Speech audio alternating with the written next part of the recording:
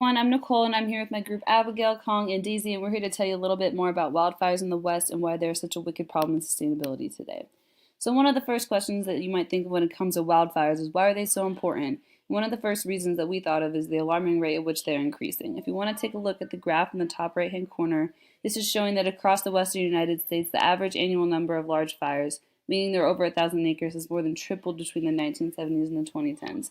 Also, more than 6 times the amount of acres have been burned in the 2010s to the 1970s, and the fire season is now 105 days longer. Wildfires also pose a threat to wildlife and communities. Wildfires can cause mass wildlife death, whether it's plants or animals, and they can also cause devastating habitat loss. And if you want to take a look at the video here in the bottom right, this is footage of the largest wildfire ever recorded in the Los Angeles area. And as you can see, this is very dangerous for the nearby communities and the infrastructure there. Wildfires are also greenhouse gas contributors from the amount of carbon they emit into the air, along with the large amounts of ash that reduce the breathability of the air as well.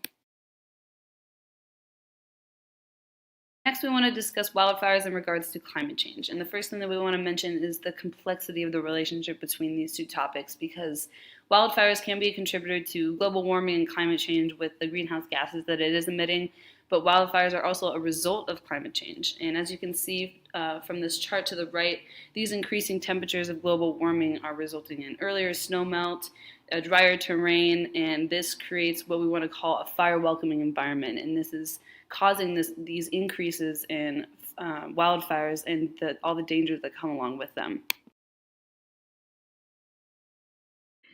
The behavior of wildland fire is determined primarily by weather, topography, and fuel. Little can be done about weather or topography, but wildland fuels, which supply the energy that makes some fires uncontrollable, are subject to modification and management.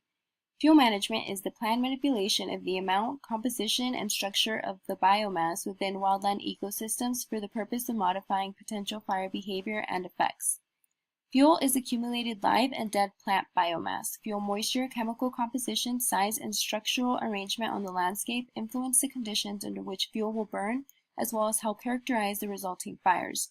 Depriving a fire of continued energy by removing or rearranging the fuel or putting water and chemicals on the fuel so that it will burn slowly or not at all is fuel modification. People have been changing the characteristics of vegetation as a fuel intentionally and unintentionally since prehistoric times. The clearing of vegetation to provide farming and grazing land are some of the most common methods of fuel modification. Here we have two examples of fuel management. At the bottom, we have the before and after of the prescribed vegetation management treatment. This is accomplished by cutting and chipping dead plants, reducing ground coverage, thinning shrubs and saplings, and by removing invasive plant species. The overall project goal in these fire management areas is to reduce fire ladders and fuel loads that could contribute to the spread of wildfire into residential areas. On the right, we have an area that had been treated with prescribed fire in order to reduce overall fuel. It was later caught in an actual wildfire, and though the damage is still visible, it was found that compared to a nearby area that had not been prescribed fire, it caused less damage and emitted less forest carbon into the atmosphere. Hello, this is Abigail, and I'll be going over the key strategy of wildfire policies in education. In efforts to reduce the wildfire threat, the Forest Service must follow many environmental laws laid out in those like the National Forest Management Act. The National Fire Plan was created and is known to be a 10-year comprehensive strategy identifying 4 primary goals: 1 being improve fire prevention and suppression, 2 reduce hazardous fuels, 3 restore fire-adapted ecosystems, and 4 promote community assistance. In November 2003, Congress passed the Healthy Forest Restoration Act, which directs the Forest Service and Bureau of Land Management to conduct hazardous fuels reduction projects on up to 20 million acres of federal land. Though new policies are not necessary, greater attention is needed in the implementation, which could remedy the current problems. Greater emphasis must be placed on ecosystem restoration, community assistance, and collaboration. So being a knowledgeable community member and speaking out about these laws could help get the federal resources you desire and need for your community. I currently live in San Diego, California, where just today on our national public radio station, they spoke about the great efforts San Diego has implemented in wildfire education and readiness. Interested, I later found the Ready San Diego website. This website easily lays out training that you can request and receive, volunteer opportunities, sign up for local alerts, and how to download the SD Emergency app. I highly recommend doing a search in your area to see if your community has anything like this to help educate yourself, and if not, I would bring it up at your next community meeting. Also, just searching wildfire on the website gave me a page specific to this topic. Here's where I found the California law of having 100 feet of defensible space around your home, meaning you should probably be properly maintaining this area so that in the case of a fire, your house is safer during this time. This is also where I found the Ready, Set, Go guide, which gives you advice on how you should prepare yourself and your homes in the case of a fire emergency. Using a guide like this in any city could help many families prepare for such a time of sensitive emergency.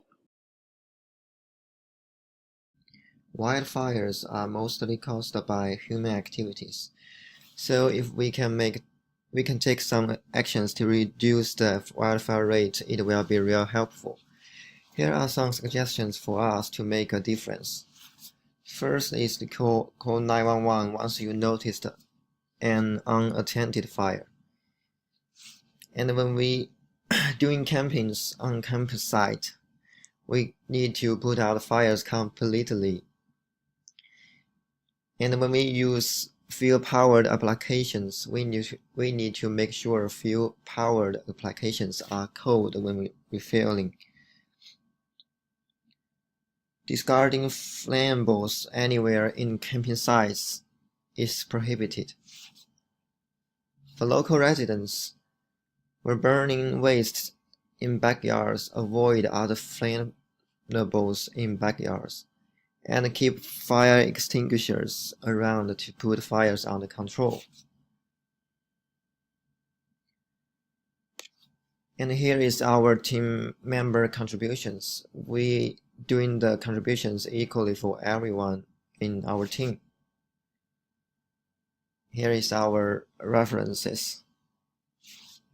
And thanks for watching this video.